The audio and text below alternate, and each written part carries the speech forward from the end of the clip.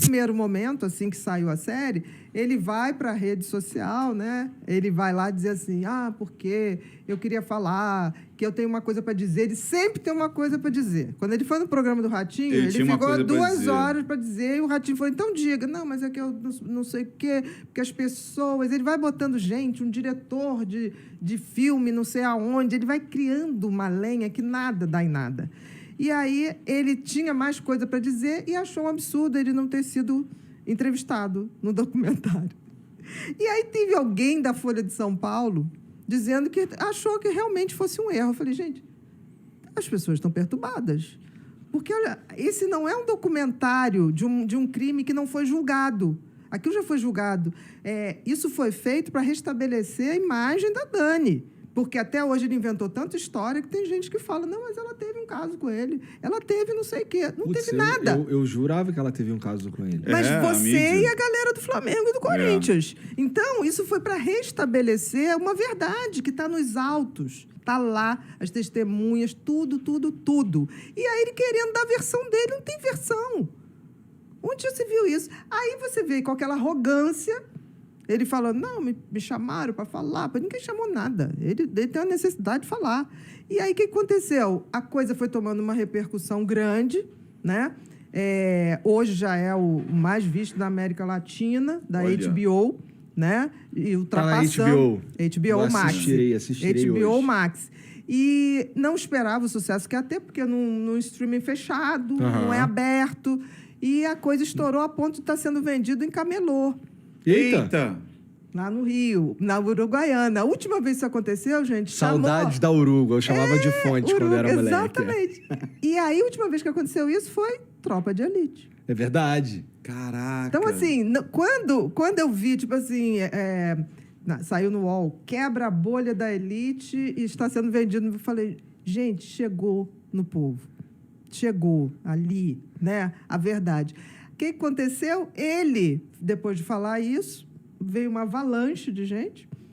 Ele foi e gravou, uma semana depois, um depoimento pedindo perdão. Que foi uma pressão da igreja, né? Eu fiz análise disso aí. Que não tem um sentimento de arrependimento. Dá pra ver que um cara é psicopata fazendo essas análises, Ricardo? Muitos indícios. Muitos indícios. Muitos Você consegue indícios. ver. Você consegue ver muitos traços. Por conta disso, só fazer um paralelo, depois a gente volta para esse do discurso do perdão, lá do pedido de perdão. Um que me assustava muito, depois a gente pode continuar, é o do caso do Jairinho. Nossa, eu vamos também comentar não dou isso. nome, é o ex-governadorzinho. Não, ex-vereadorzinho. Ex-vereadorzinho. Mas deixa eu só para jogar, porque esse era assim, para mim assim, os dois. Por exemplo, quando eles saem da delegacia, cara, se você tirasse no Photoshop eles dois e colocasse uma churrascaria famosa, parecia que eles estavam saindo da churrascaria. Sim. Que eram a altivez, a roupa, a bolsa e a maquiagem. Cara, seu filho morreu. Tipo, morreu no seu apartamento. Ela foi pro cabeleireiro, para ir pro E ainda tirou selfie, que foi uma coisa que me incomodou demais. Isso. Porque, e mesmo agora, tem Acreditamos na Munique, alguma coisa assim, ou Todos pela Munique, um Instagram a favor dela. Você não sabe. Aquele Instagram eu já mandei tirar. Da Munique? Porque pegaram depoimentos meus, assim, falando sobre o Rivotril, por exemplo. Eu falando dos efeitos, E ela disse, eu usei. Fizeram um corte, botaram lá, tipo assim, tá vendo? Doutora Ana Beatriz tá falando verdade, acho que eu vi. a pessoa que usa o Rivotril pode acordar de madrugada e não ouvir que seu filho tá sendo... Tá sendo... E mesmo nesse, eu não sei se tá no ar. É sua. Eu não sei se tá no ar, mas uma coisa que me incomodava muito, Igor, é que assim, acho que eu até comentei isso quando eu fui lá no Flow da última vez.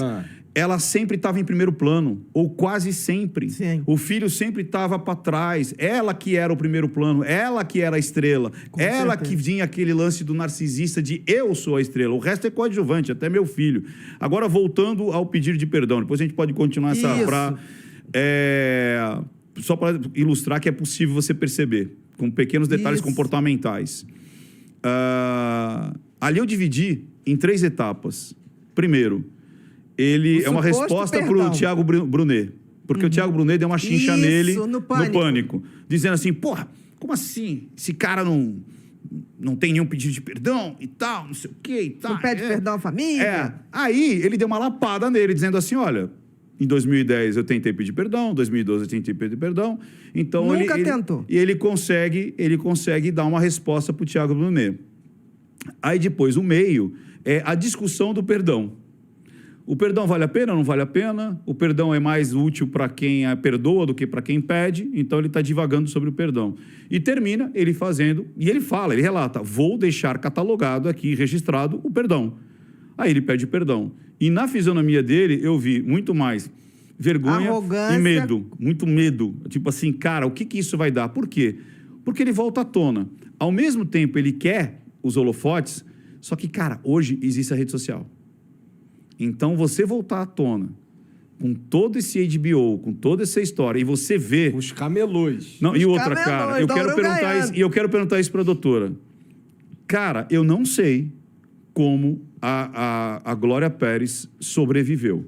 Porque, para mim, você vê uma mulher destruída, uma mulher sem alma, no sentido de parece que ela vegeta, dá vontade de você entrar no vídeo, abraçar ela e catar...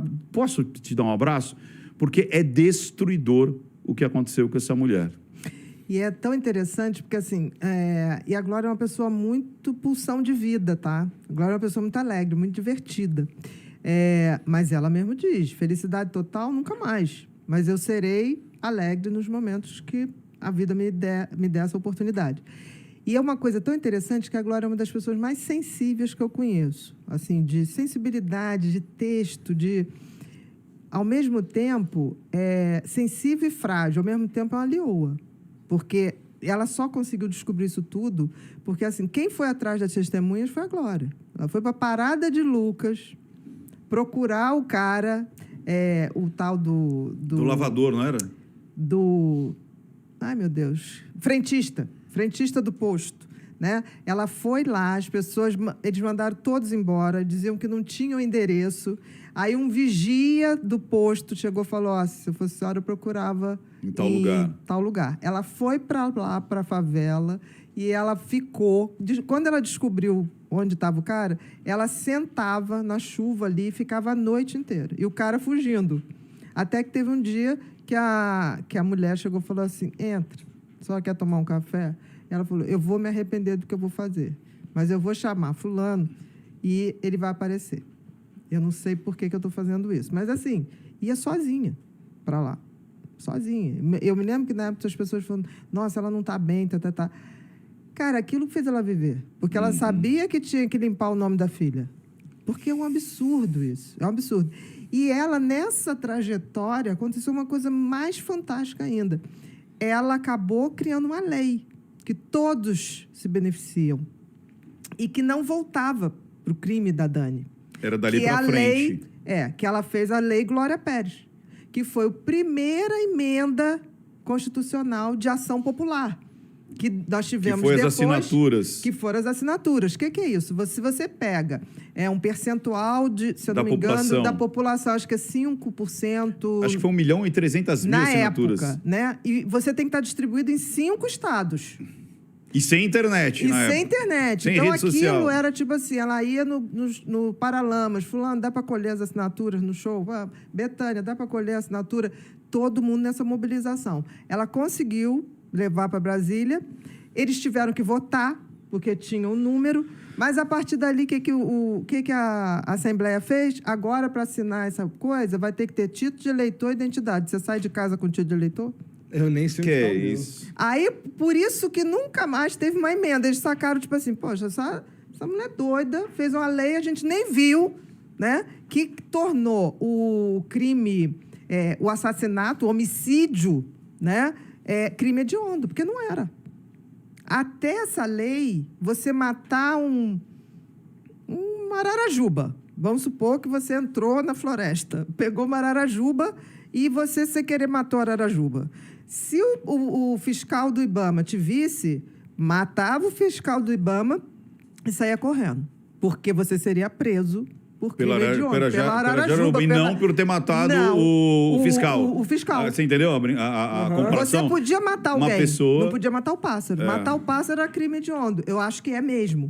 Mas a vida humana tem que estar, pelo menos, equilibrada. Com a ararajuba. Com a ararajuba, com a arara azul. loucura. Ou com periquito, seja o que for, gente. É vida, né? E a partir dali, a gente só foi ter a segunda lei de emenda popular, a lei da ficha limpa.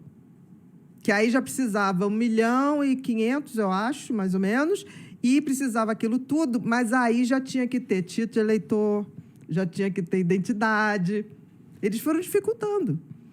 Porque isso a gente não sabe. É previsto em Constituição que a gente pode se unir, e hoje pela internet, e a gente fazer um projeto de lei. Se os deputados não quiserem votar, não vota.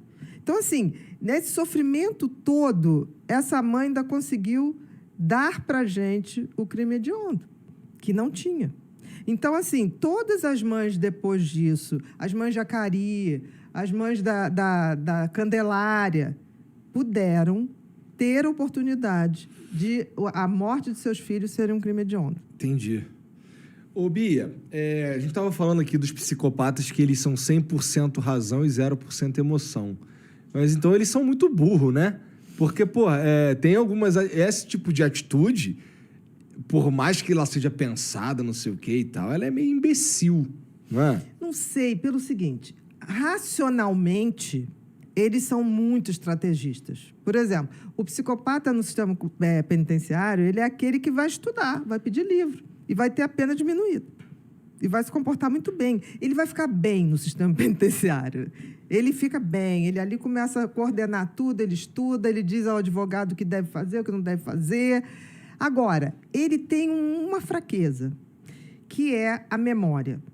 Você concorda que a nossa memória tem um componente afetivo muito grande? Com certeza. Né? Por isso que a gente tem trauma, né? Porque gruda ali. Muito bem. O psicopata, ele não tem esse detector. A memória dele não detecta como aquilo é uma coisa desagradável, porque para ele não é. Então, o que acontece? Ele se repete. Entendi. Por isso, do vereadorzinho, né, lá do Rio, que matou o menino... O Jairinho. O Henri. Henri Borel. Por isso que assim que estourou, foi dia 8 de março, eu me lembro, eu estava fazendo uma live na segunda-feira seguinte, aí entraram e perguntaram. Eu falei, gente, eu ainda não sei, mas olha só, se foi ele, eu digo o seguinte, se foi ele, com esse nível de perversidade, estamos diante de um psicopata. É que ele matou o garoto de porrada, não é? Exatamente. Foi de porrada. Exatamente. Que é a coisa do prazer. O psicopata tem prazer de ver o outro sofrer, de subjugar. Ele tem prazer, mesmo. Não é prazer sexual. O prazer é você ter ali a criança, ou seja lá o que tem foi, Vida implorando. e morte. Vida e morte na mão. E aí, eu falei assim, é muito simples. Se ele é só procurar. O regresso. Eu te chamo de HPP, História Patológica Pregressa. Todo psicopata tem um HPP. Olha sempre, que interessante. Sempre. E quanto mais grave, mais ritualizado e mais você vai achar. E aí foi pipocando, né? Quando eu fiz a análise, eu fiz ali no dia seguinte, e eu me assustei, porque, de novo, ele se colocou dentro da cena, sem perceber. Porque teve um momento que ele falou assim, mas como é que a gente ia saber que ele tinha todos os hematomas? E olhou na lembrança como se estivesse olhando o menino ali. Na hora eu gelei, eu falei, caraca, como é que ele lembra de uma cena que ele não estava lá?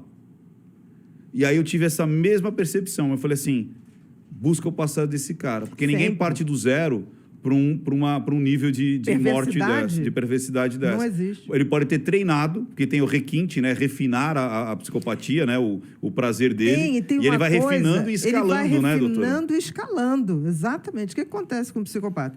Ele vai, quanto mais grave isso acontece, ele vai vendo que aquilo vai ficando mais ousado. Aí ele quer mais dificuldade, ele quer mais o risco, ele tem um prazer com isso. Então ele vai sofisticando a maldade. Vai aumentando. Caraca, você deu para entender como psicopata não tem nada a ver com doente mental? Deu. Vamos respeitar os doentes mentais. Isso. Deu para entender. Porque, assim, um esquizofrênico é um psicótico, aquela pessoa que sai da realidade. Esse cara, o índice de homicídio dele é muito baixo.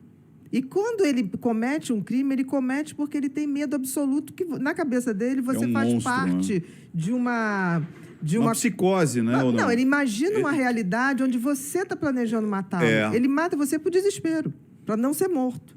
Então, é aquele cara que ouve vozes. Não, estão falando de mim na televisão. Aí, se você está na televisão, ele fala... É ele que começou essa trama toda. Se ele chegar a fazer alguma coisa, ele faz por medo absoluto. O psicopata, não. Ele faz planejadinho. Por exemplo, tem gente que fala para mim... Ah, mas os pedófilos não são psicopatas. O pedófilo, quanto mais, não tenha dúvida. Sim. Não tenha dúvida. Ele vai ritualizando aquilo. E sempre ele faz da mesma maneira. Sim, ritualizando. Se você for ver, ritualização... É uma das características, né, doutora? Da gravidade. Da gravidade. Igual, Agora, por exemplo, o todos Ted se Bundy, repetem. né? Ted Porque Bundy. ele vai e Numa cada vez mais uma mais escalada. ousada. E sempre do mesmo jeitinho. Ele ficava mancadinho ali, aí quem ajudava... Fingindo, olha a pena. É. Ted Bundy foi o maior serial killer da história. Ele botava um gesso fajuto, né? E a mancando, aí ele vinha uma menina passando...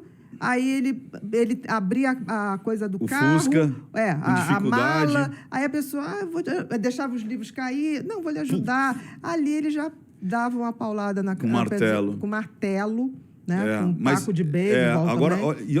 olha a perversidade agora. É tipo assim, quem era altruísta, ou seja, quem era bonzinho, morria.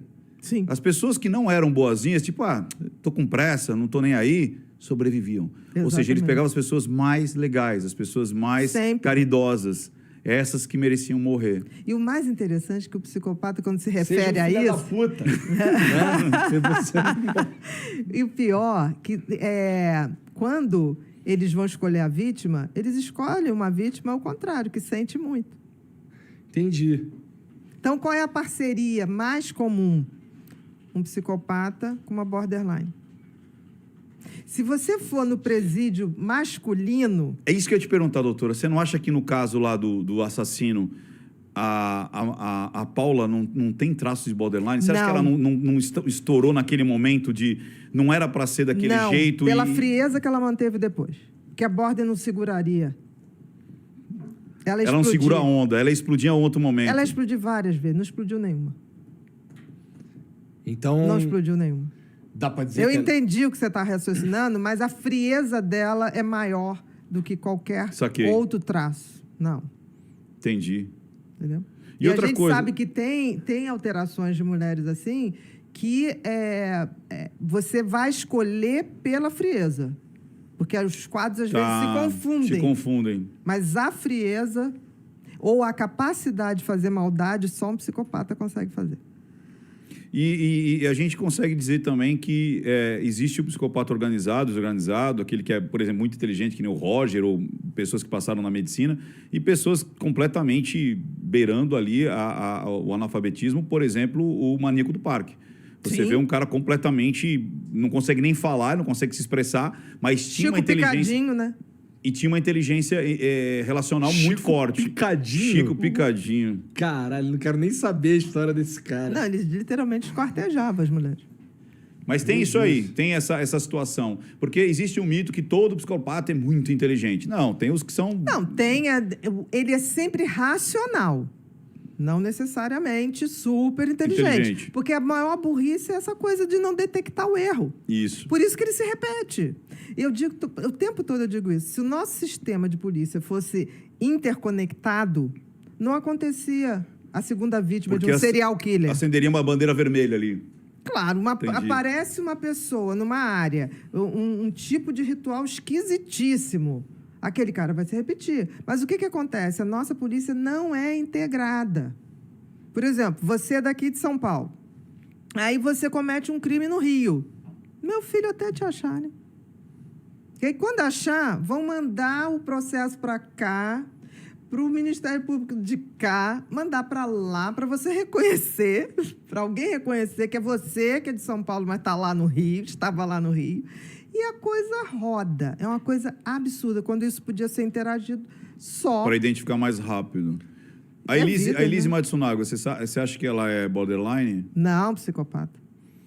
Totalmente. Totalmente.